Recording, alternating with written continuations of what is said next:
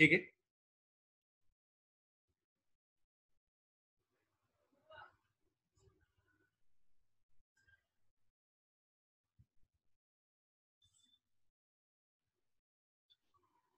हम meaning of goods पे हम लोगों ने लास्ट क्लास एंड किया था। आज हम उसके बारे में थोड़ा सा लिखेंगे और बच्चे उसको समझेंगे।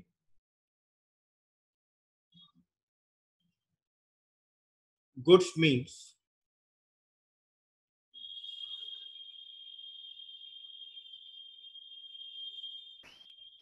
the items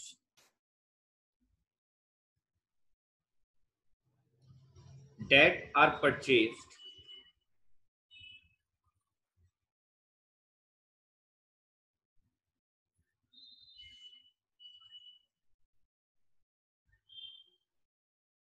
for manufacture. That means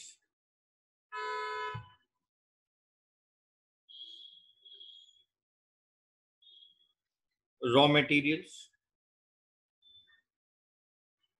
or items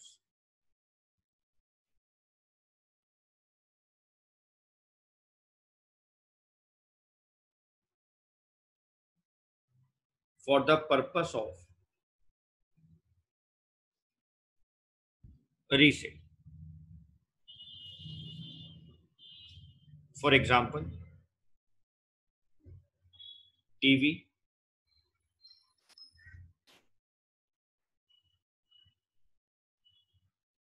mobile phones,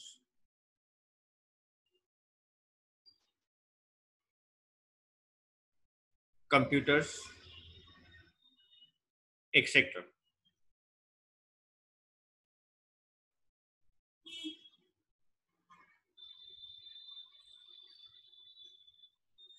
Purchased for resale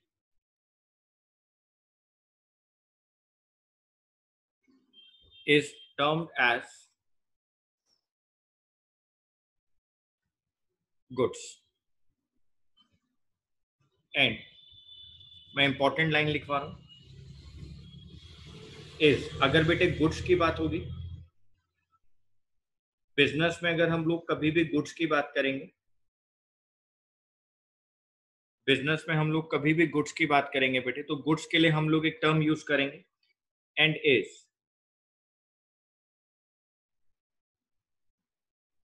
debited to purchases account. अभी मैं इसको समझाऊंगा आपको, आप ध्यान से देखेंगे। परचेजेस अकाउंट, अभी मैं इसके ऊपर बहुत सारी चर्चा करूंगा आप लोगों से। On the other hand,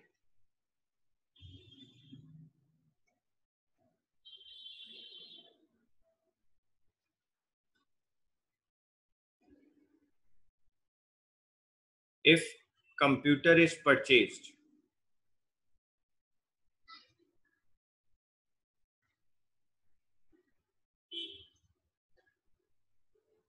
to be used in business,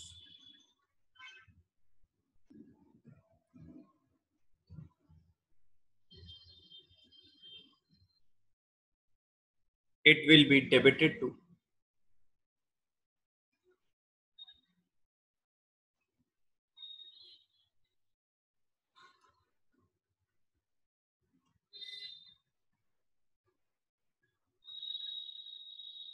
computer account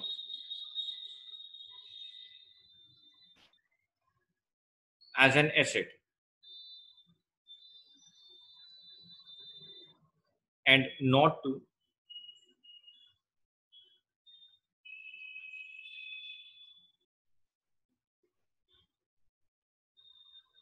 purchases account and not to purchases account। बेटे आप लोग मेरी बात को अब ध्यान से सुनेंगे। अगर हम लोग कहीं पर भी बिजनेस में गुड्स वर्ड यूज करेंगे, तो बेटे हम उसके लिए परचेजेस का यूज करते हैं। गुड्स को हम लोग परचेजेस कहते हैं।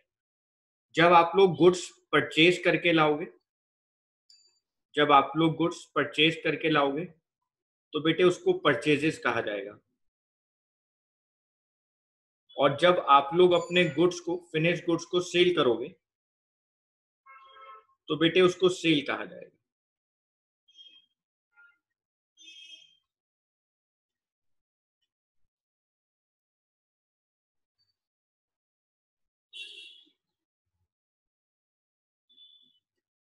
तो जब आपके पास बेटे गुड्स आएंगे, देखो मैंने एरो अंदर की तरफ बनाया, जब आप गुड्स लेकर आएंगे तो उसको बेटे परचेजेस कहा जाएगा। जब आप गुड्स बाहर सेल करेंगे बेटे आउटसाइडर्स को, तो हम उसके लिए टर्म यूज करेंगे बेटा सेल। लेकिन बिजनेस के किसी भी एसेट के लिए, जो आप बिजनेस के लिए एसेट लेंगे बेटे, हम एसेट को परचेजेस नहीं कहते हैं, हम एसेट को उसके नाम के साथ रिकॉर्ड करते हैं। तो बेटे एसेट को हमेशा उसके नाम के साथ रिकॉर्ड किया जाएगा। अगर आपने कंप्यूटर को परचेज किया है बेटे, तो ये जो कंप्यूटर आपने परचेज किया, आप इसको कंप्यूटर के नाम से ही डेबिट करेंगे, आप इसको परचेजेस के नाम से डेबिट नहीं करेंगे। तो कोई भी एसेट अगर आप परचेज करेंगे तो बेटे एसेट अपने नाम से ही होता है।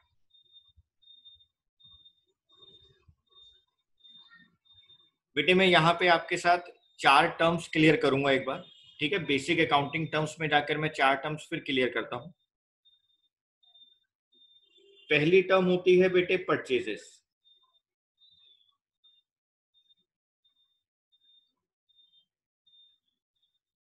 परचेजेस का मतलब बेटे जब आप गुड्स परचेज करते हैं, एट द टाइम ऑफ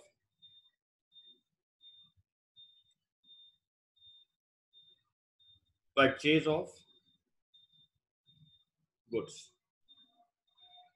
बेटे सेकंड टर्म होती है यहां पर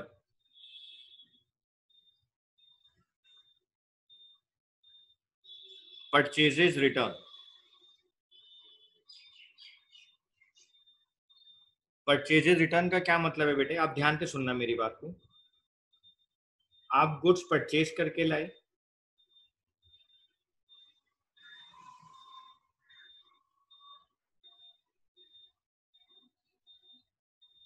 बेटे आप गुड्स परचेज करके आए, मान लो आप 1000 यूनिट्स आप परचेज करके आए। बेटे उस 1000 यूनिट्स में से 100 यूनिट्स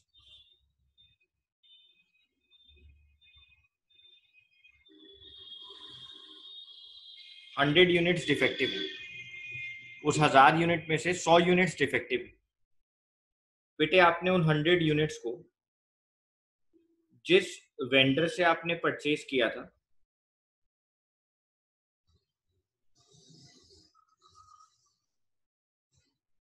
आपने जिस वेंडर से परचेज किया था बेटे, आपने ये डिफेक्टिव यूनिट्स उसको वापस कर दी। आपने कहा हमने आपसे गुड्स परचेज करे, उसमें से बेटे कुछ गुड्स डिफेक्टिव निकले, कुछ खराब गुड्स निकले थे, आपने वो गुड्स उसको रिटर्न कर दिए बेटे। उसको कहा जाता है बेटे, जो आप रिटर्न करते हैं गुड्स, उसको कहा जाता है परचेज रिटर्न। मतलब पहले आपने गुड्स परचेज करे, वो परचेजेस, कुछ गुड्स डिफेक्टिव निकल गए, आपने बेटे उसको वापस रिटर्न कर दिया, उसको कहा जाता है बेटे परचेजेस रिटर्न। मैं यहाँ पे लिखता हूँ,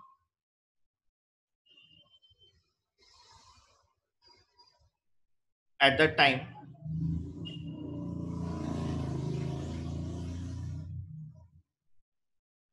of purchases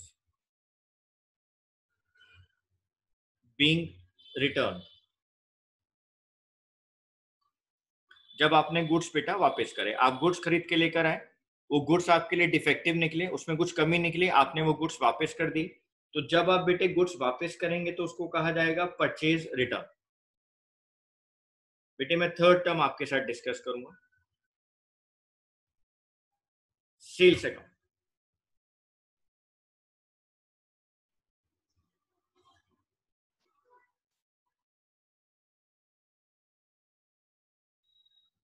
eight the time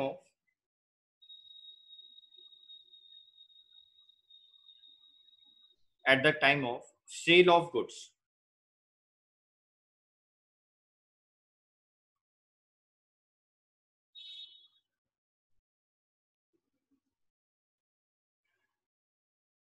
इसको बेटे सेल्स अकाउंट कहा जाएगा। जब आप गुड्स सेल करेंगे बेटे, जब आप बिजनेस से गुड्स सेल करेंगे तो उसको सेल्स अकाउंट कहा जाएगा। मैंने आपको बात अभी पहले ऊपर भी बताई है, एक बार फिर यहाँ दिखा देता हूँ। बेटे जब गुड्स परचेज करके लेकर आएंगे, ये देखो गुड्स आप लेकर आ रहे हो तो परचेजेस बोला। जब गुड्स बिजनेस से बाहर आप सेल कर रहे हो बेटे, तो उसको सेल अकाउंट कहा जाएगा। हम उसको अपने बिजनेस की सेल्स कहेंगे। आपने बेटे सेल्स करी, मान लेते 1000 यूनिट्स आपने सेल करी, उस 1000 यूनिट्स में से 100 यूनिट्स बेटे डिफेक्टिव निकले। आपने जिसको वो यूनिट सेल करी थी बेटे, वो आपको गुड्स सब वापस कर गए। यानी सर मान लेते हैं बेटे ये बिजनेस है,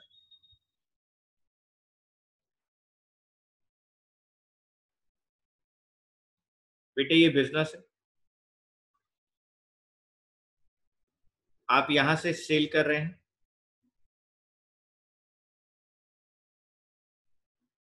बेटे मान लो आपने रामलाल को सेल किया,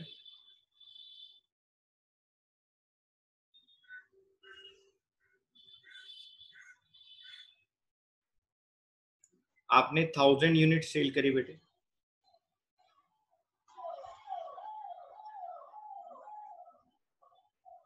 उस 1000 यूनिट्स में से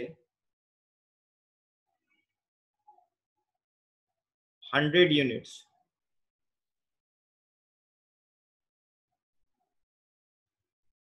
डिफेक्टिव थे, बेटे वो वापस आ गए,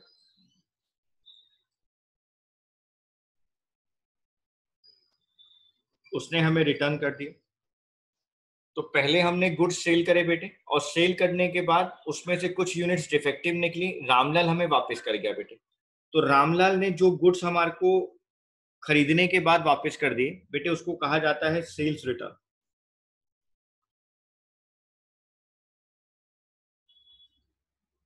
उसको कहा जाता है sales return.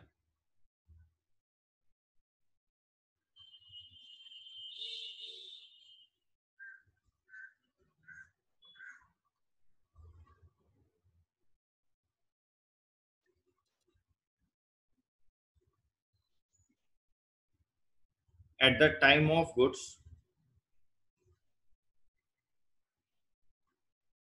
Sold being return. आपने बेटे गुड्स सेल करे थे, और सेल करने के बाद वो गुड्स बेटा रिटर्न आ गए, इसको कहा जाता है बेटे सेल्स रिटर्न। ये हमारे लिए सेल्स रिटर्न होते हैं बच्चों।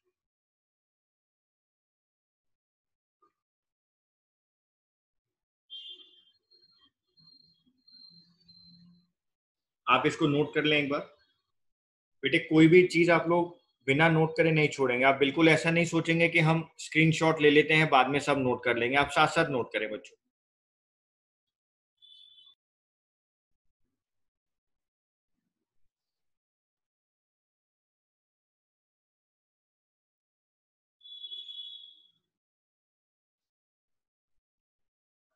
हमारे पास जो गोल्डन रूल्स हैं बेटे, जिससे हमें एंट्रीज करनी है, मैंने आपको रूल नंबर 1 बताया है। डेबिट के लिए आपने क्वेश्चन पूछना है हमारे पास क्या आया।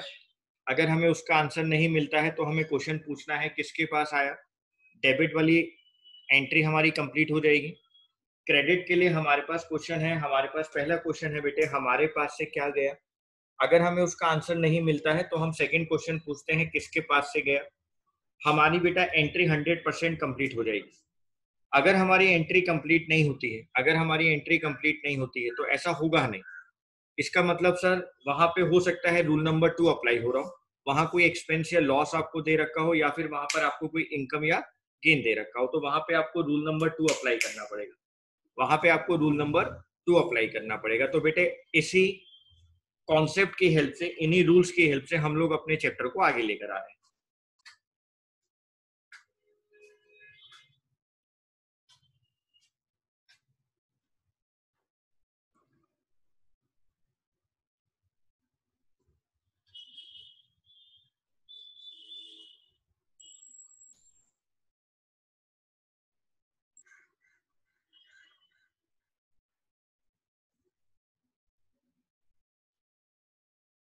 रूल नंबर 1 मैं दोबारा से लिख रहा हूं बेटे एक बार आप लोगों के लिए। आपने डेबिट के लिए पहला क्वेश्चन रेज करना है।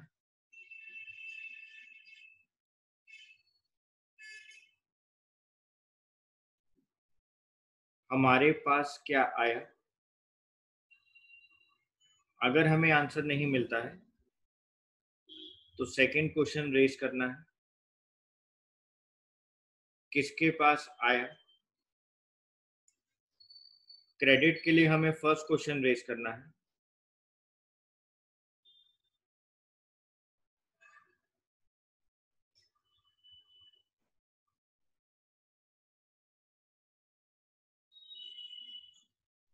हमारे पास से क्या गया।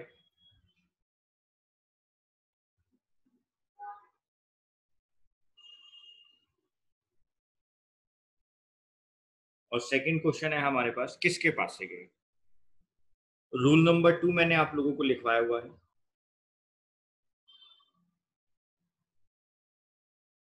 All expenses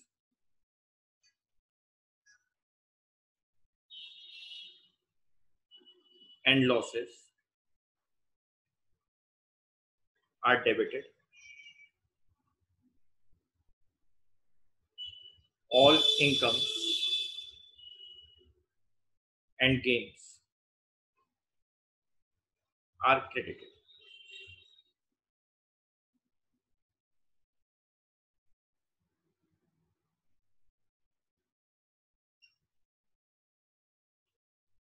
all expenses and losses are debited, all incomes and gains are credited. मैंने आपको रूल्स दोबारा लिखवा दिए हैं। अब मैं अपनी क्लास को आगे लेके चलता हूँ। पॉइंट नंबर 1, अमित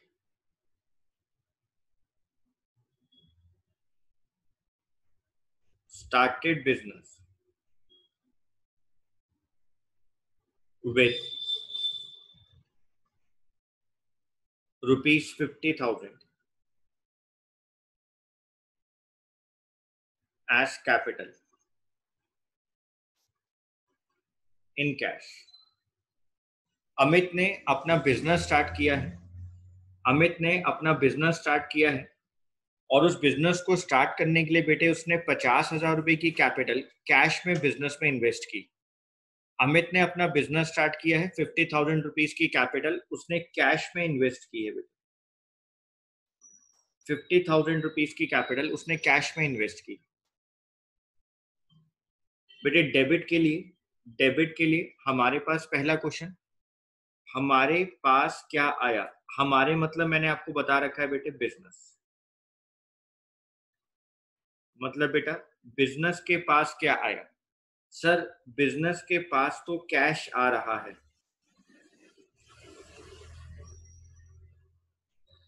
इस क्वेश्चन को पढ़ने के बाद बिजनेस के पास तो कैश आ रहा है, क्योंकि अमित ने जब बिजनेस स्टार्ट किया तो वो अपने साथ कैश लेकर आया। बेटे आप ये देखो, ये है अमित और ये है business.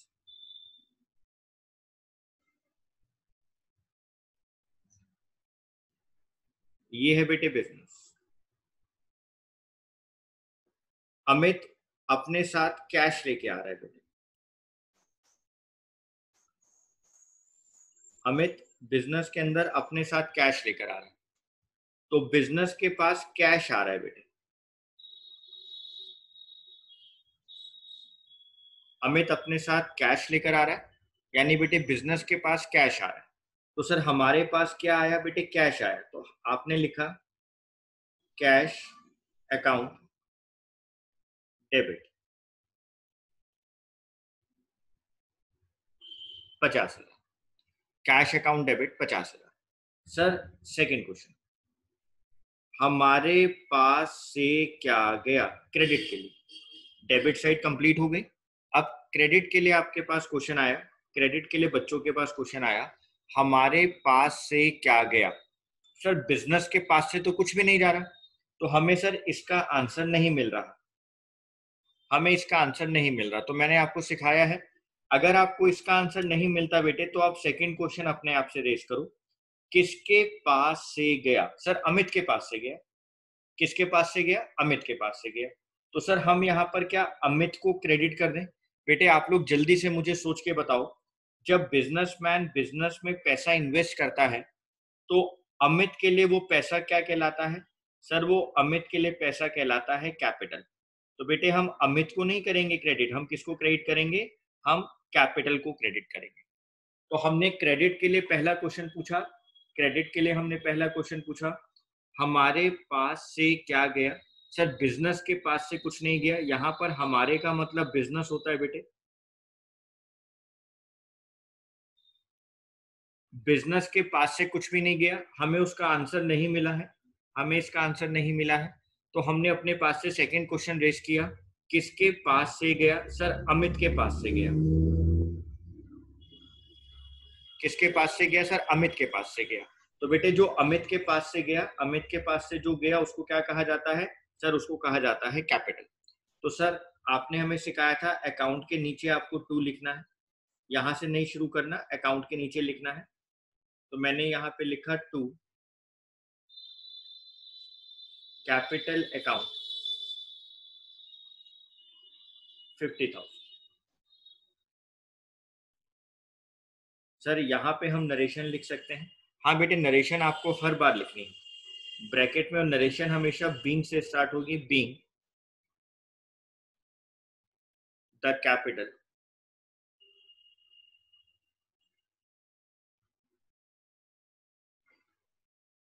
Introduced in cash. Being the capital introduced in cash.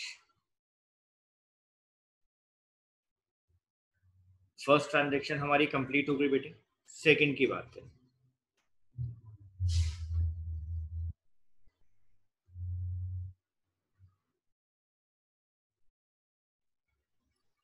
बेटे फर्स्ट ट्रांजेक्शन को मैं दोबारा से लिख रहा हूं, लेकिन मैं वहां पर एक वर्ड को चेंज करूंगा।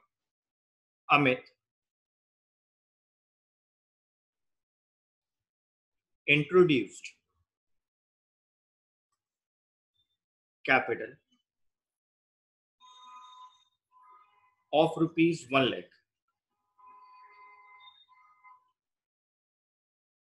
By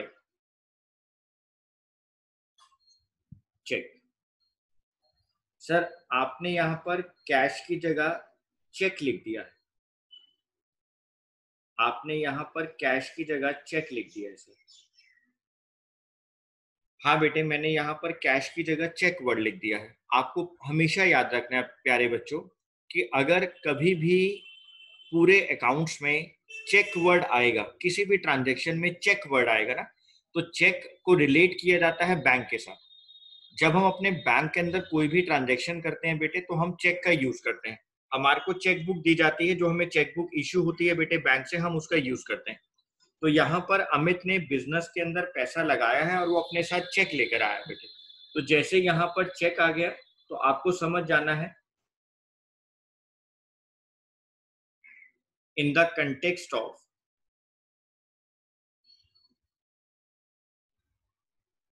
bank. ये बैंक के कंटेक्स्ट में बात हो रही है बेटे। तो सर हमें तो बस एक ही रूल याद रखना है, जो आपने हमें गोल्डन रूल याद करवा दिया है। डेबिट के लिए पहला क्वेश्चन, हमारे पास क्या आया? सर हमारे पास चेक आया। तो मैंने आपको अभी बताया बेटे, जैसे चेक आपके सामने आएगा आपने बैंक को अपने माइंड में लेकर आना है। हमारे पास क्या आया? चेक आया, और चेक को हम लोग बोलेंगे बैंक। Bank account debit. आपके पास बिजनेस में कभी भी चेक की बात होगी बेटे, आपके पास अकाउंट्स में बिजनेस में कभी भी चेक की बात होगी, तो आप चेक के साथ लगाएंगे बेटे बैंक। ठीक है बेटे, चेक का मतलब ही है in the context of bank. आपने चेक के सामने यूज करना है बेटे बैंक वर्ड। हमारे पास क्या आया? चेक आया, चेक के लिए हमने लिखा बैंक अकाउंट डेबिट। हमारे पास से क्या गया? कुछ भी नहीं गया। किसके पास से गया? अमित के पास से गया। और अमित उसको क्या बोलता है बेटे? अमित उसको कहता है capital. Capital account 1 lakh.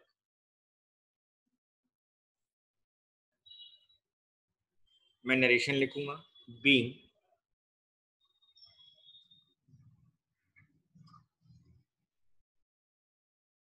The capital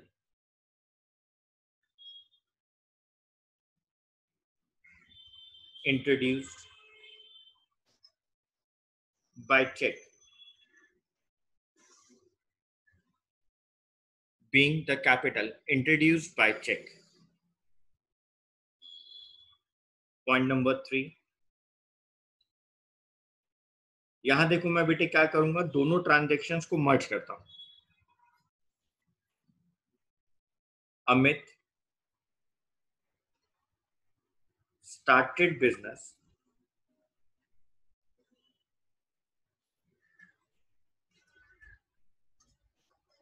introducing capital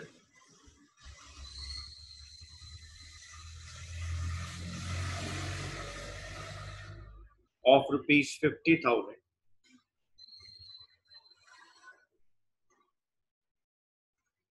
in cash and rupees 2 lakh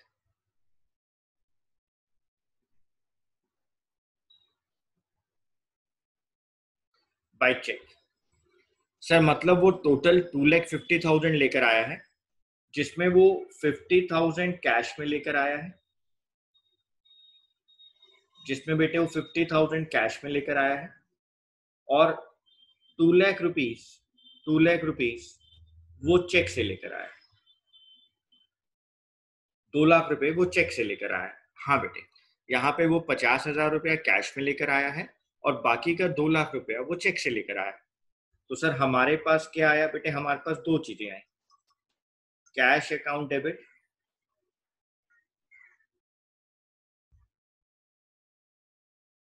check account debit. Cheque को हम क्या यूज करेंगे? Bank account debit. बच्चे बहुत समझदार हैं, बात को समझ गए हैं। Bank account debit. मैं यहां पर फिर भी लिखता हूं, अभी नया सब्जेक्ट है बच्चों के लिए, थोड़ा टाइम लगेगा लेकिन बच्चों को समझ में आ जाएगा। जहां पर भी चेक वर्ड आएगा आपने उसको रिप्रेजेंट करना है बैंक के साथ।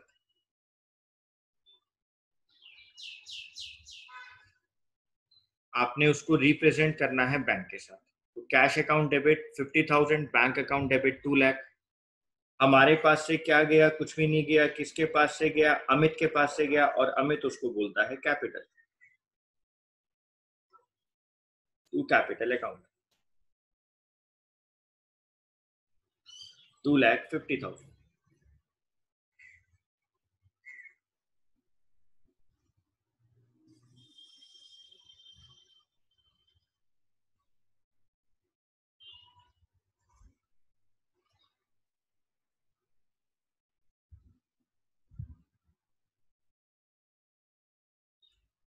नरेशन लिखेंगे बेटे, being the capital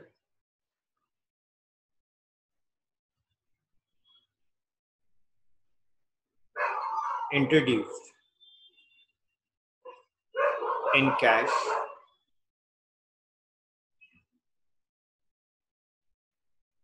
and by check।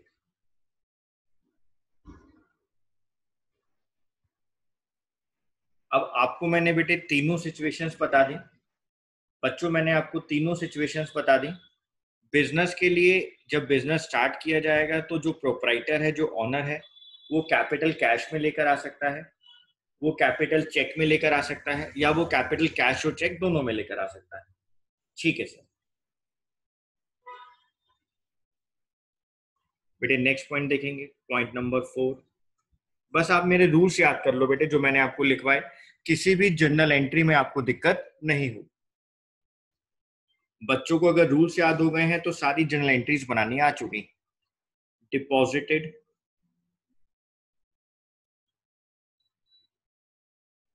₹10,000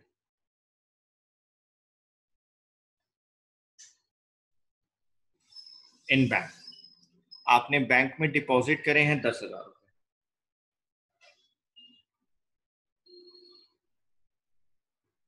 हमारे पास क्या आया? सर आंसर नहीं मिला, बिजनेस के पास कुछ भी नहीं आ रहा। किसके पास आया? सर बैंक के पास आया, क्योंकि हमने तो कैश पे किया है ना। तो किसके पास आया? बैंक के पास आया। डिपॉजिटेड ₹10,000 इन बैंक, मतलब हम अपने घर से पैसा ले गए और बैंक में जमा करा दिया। डेबिट के लिए पहला क्वेश्चन, हमारे पास क्या आया? तो बिजनेस के पास कुछ नहीं आया। किसके पास आया? बेटा बैंक के पास आया। Entry is bank account debit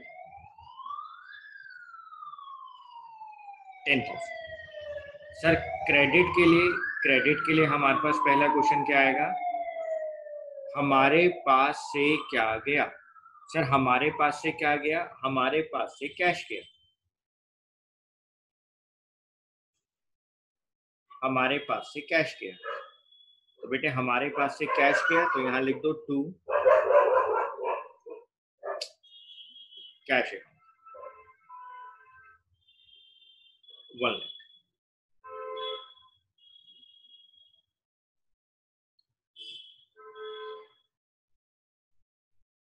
B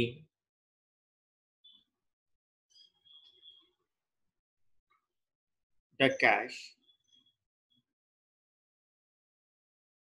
deposited in bank, being the cash deposited in bank। ठीक है बेटे, आप बेटे ना इसको मॉडर्न अप्रोच से भी समझ सकते हैं।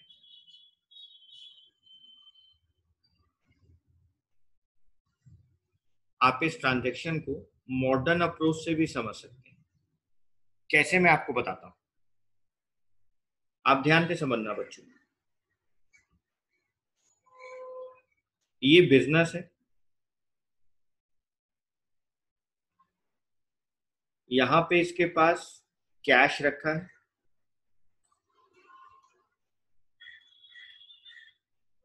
ये बिजनेस का कैश है, ये बैंक है बच्चों।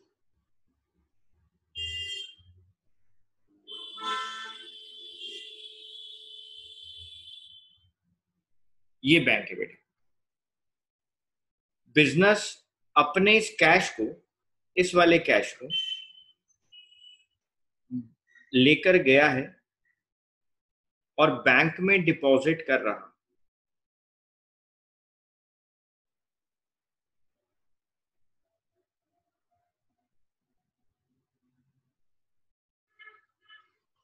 बैंक में डिपॉजिट कर, यानी सर कैश कम हो रहा है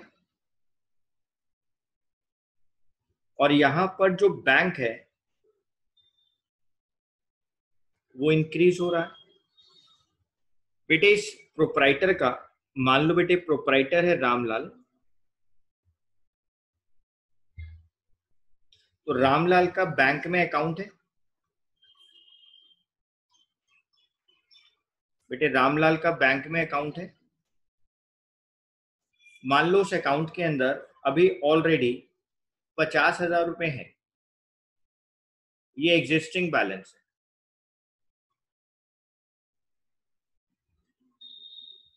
उस बैंक में, रामलाल के अकाउंट में 50,000 रुपए का एग्जिस्टिंग बैलेंस है।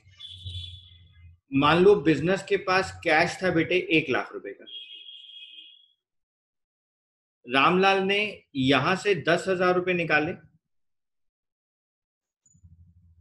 अब बिजनेस के पास कैश रह गया बच्चों 90,000 का। रामलाल इस 10,000 रुपए को ले गया और रामलाल बैंक को कहता है कि मेरे अकाउंट में इस 10,000 रुपए को जमा कर दो। यानी रामलाल के पास 50,000 पहले से हैं, 10,000 ये जमा हो जाएंगे, तो अब उसका बैंक में बैलेंस हो गया 60,000।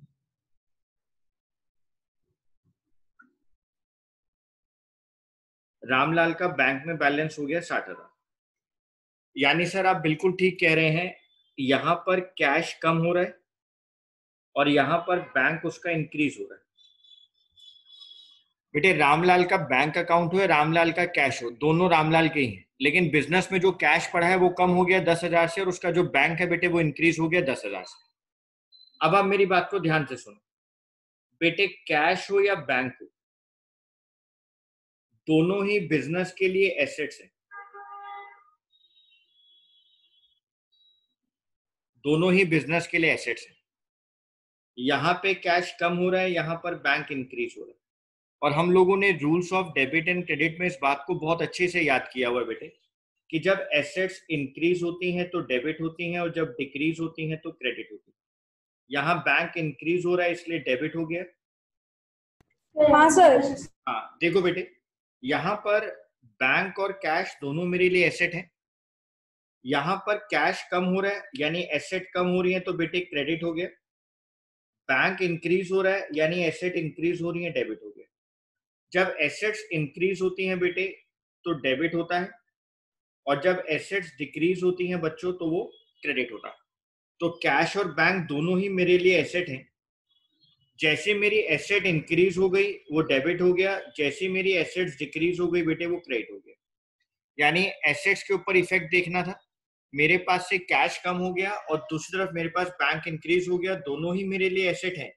एक बार एसेट इंक्रीज हो रहा है, एक बार एसेट डिक्रीज हो रहा है। तो बेटे जब एसेट इंक्रीज हुआ तो डेबिट हो गया, और जब एसेट डिक्रीज हुआ तो क्रेडिट हो गया।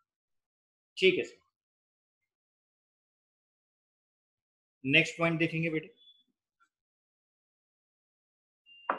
Point number 5।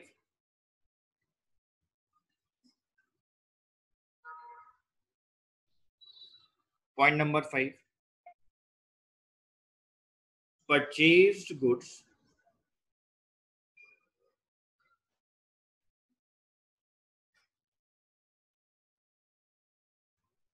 of rupees 15,000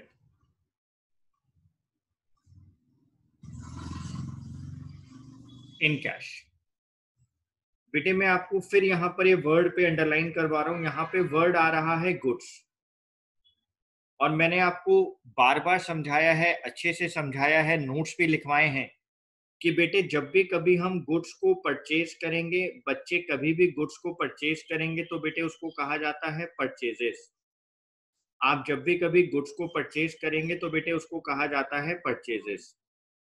तो जब आपने गुड्स परचेज करा तो बेटे उसको कहा गया परचेजेस, यानी purchase goods of rupees 15,000 in cash.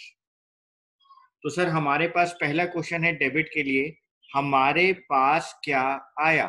तो आपके पास गुड्स आए, और बेटे गुड्स का आना आपके लिए कहलाता है परचेजेस। परचेजेस अकाउंट डेबिट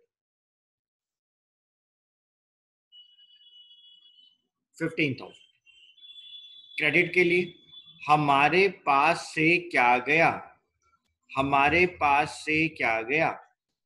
हमारे मतलब बिजनेस के पास से क्या गया?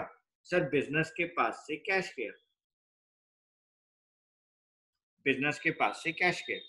तो बेटे जब कैश गया तो हम उसको कर देंगे credit to cash account.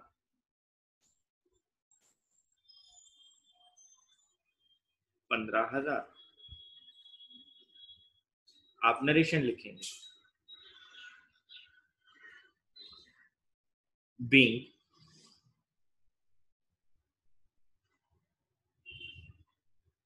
the goods purchased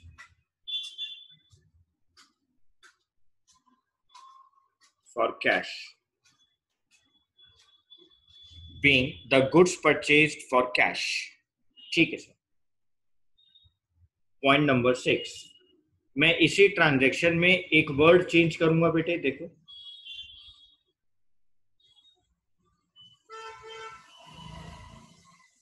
purchase goods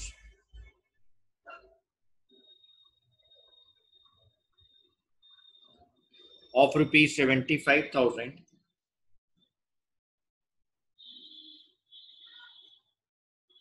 against cheque. बेटे मैंने यहां पे वर्ड लगा दिया है check.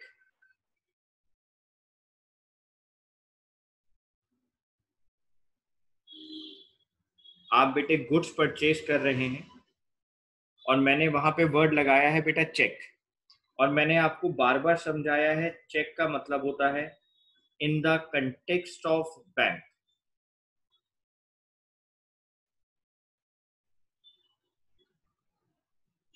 In the context of bank. तो हमारे पास क्या आया? हमारे पास गुड्स आए सर। गुड्स का आना आपके लिए कहलाता है परचेजेस। Purchases account debit 75,000। हमारे पास से क्या गया सर? आपके पास से चेक गया। जब कैश जाता है तो आप कैश को क्रेडिट करते हो, जब बेटे चेक जाएगा आपके पास से तो आप बैंक को क्रेडिट करोगे to bank account.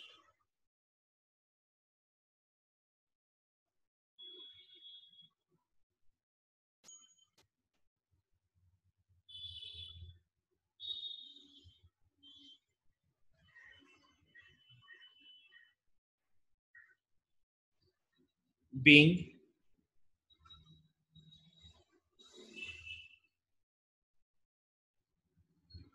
the goods purchased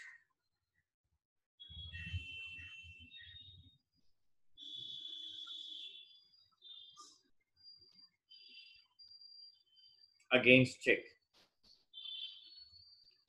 being the goods purchased against check. ठीक है सर।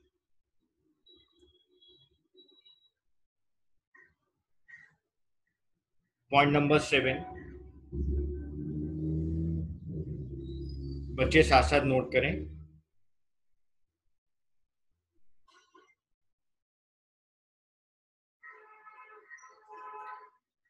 बच्चे साथ साथ नोट कर रहे हैं।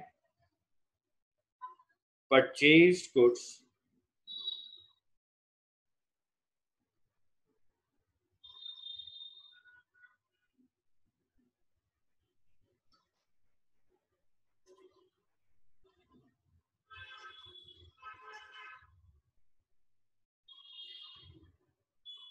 Of rupees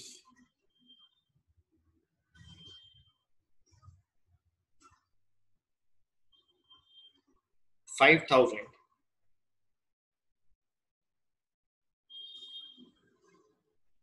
in cash from Ramesh. बेटे यहां पे देखो, आपको कंफ्यूज करने के लिए उसने क्या किया है, उसने यहां पर कैश भी वर्ड लिख दिया है और जिससे परचेज किया है, जिससे परचेज किया है उसका नाम भी लिख दिया है। यहाँ पे उसने बेटे साफ साफ बोला है कि हमने गुड्स कैश में परचेज करे हैं, लेकिन आपने जिससे गुड्स परचेज किया है उसका नाम भी लिख दिया है, रमेश। यहाँ पे उसका नाम भी लिख दिया बेटे रमेश का, यानी purchase goods of ₹5,000 in cash from Ramesh. यानी आपने यहाँ पर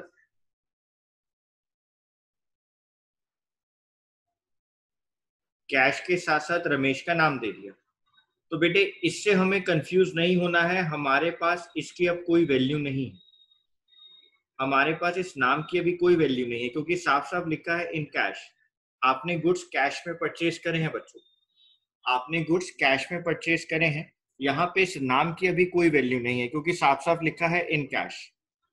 तो हमारे पास क्या आया, हमारे पास गुड्स आए, परचेजेस अकाउंट डेबिट 5,000, हमारे पास से क्या गया, कैश गया, टू कैश अकाउंट 5,000। तो being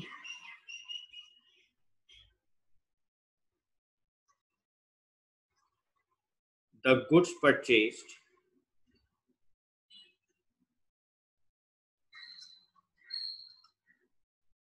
against cash। Point number 8, मैं इसको इंपॉर्टेंट लिखता हूं।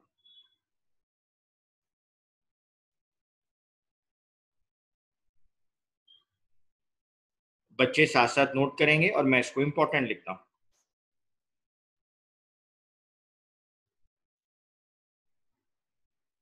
Purchase goods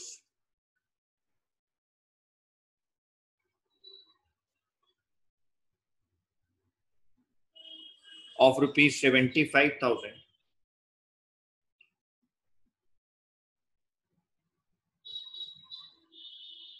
from Ramesh.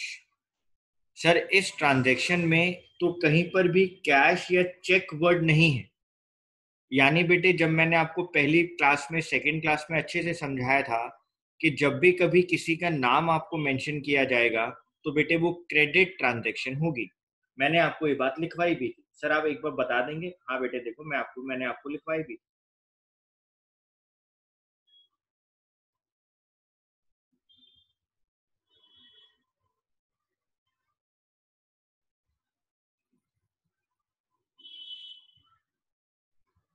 If a transaction is of sales or purchase of goods giving the name of the seller or purchaser, and it is not stated that cash is transacted. देखो हमारे वहां भी नहीं लिखा हुआ cash में कोई transaction हुई। It is accounted as a credit transaction, तो बेटे हम उसको अपने लिए क्रेडिट ट्रांजेक्शन मानेंगे,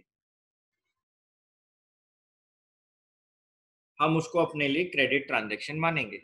if a transaction is of sales और purchases of goods giving the name of the seller और purchaser and it is not stated that cash is transacted, ये कहीं नहीं लिखा हुआ कि बेटे कैश ट्रांजेक्टेड है, ये कहीं नहीं लिखा हुआ कि यहाँ पर कैश ट्रांजेक्टेड है, तो हम इसको अपने लिए क्रेडिट ट्रांजेक्शन मानेंगे। तो बेटा ये हमारे लिए क्रेडिट ट्रांजेक्शन होगी। ठीक है सर।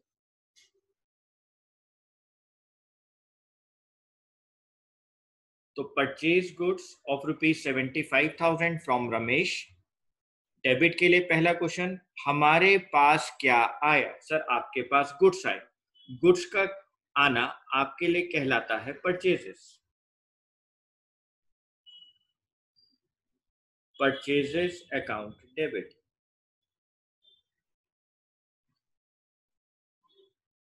$75,000। क्रेडिट के लिए पहला क्वेश्चन, हमारे पास से क्या गया? सर आपके पास से कुछ भी नहीं गया। हमारे पास से क्या गया? सर आपके पास से कुछ नहीं गया। किसके पास से गया? किसके पास से गया? सर रमेश के पास से गया।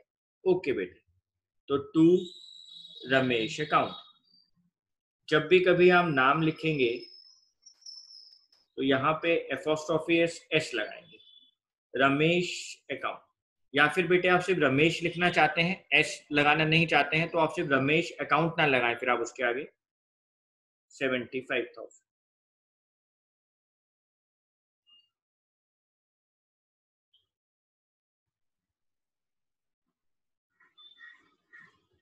75,000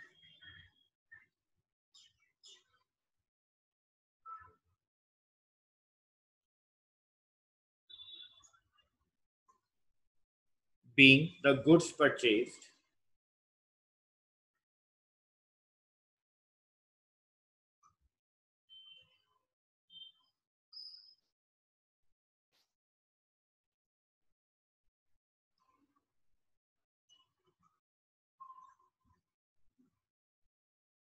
on credit।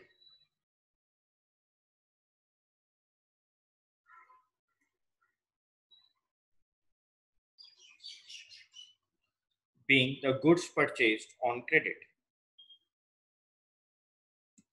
बच्चों को यहाँ तक की सारी बातें समझ में आई हैं।